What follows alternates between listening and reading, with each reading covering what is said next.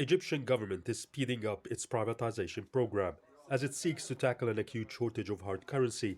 The influx of foreign exchange is needed to help import basic necessities such as food and energy, rebuild the dwindling foreign currency reserves, and support the weakening Egyptian pound that has lost over 90% of its value in the last year and a half.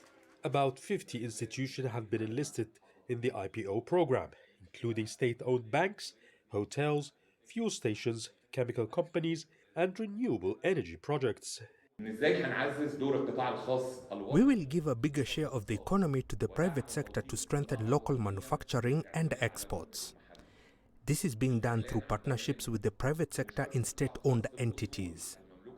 The target is to rake in $10 billion each year for the next 4 years, with a total of $40 billion raised during the period.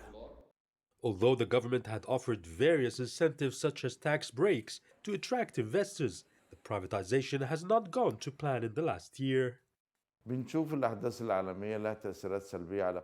geopolitical tensions in the region have had an impact on global economies. The conflict in Gaza has created instability in the region and Egypt has been affected. Businesses look for stable economies or regions to invest in. The regional developments have kept investors thinking twice before pumping money. Egypt's finance minister Mohamed Maït expects sales worth $6.5 billion this year, down from an initial $10 billion target. The state-owned entities will either be sold to a direct strategic investor or through a stake sale in partnership with the government, or alternately will be released in the stock market.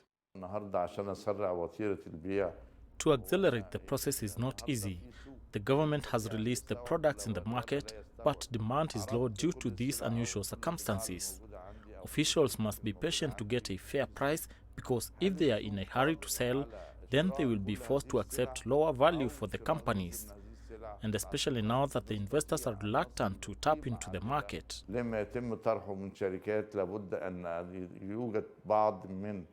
Government officials say they expect to close deals in the military-owned fuel station chain Wataniya and water bottling company Safi, as well as a wind farm and a Siemens-built power plant before the end of June.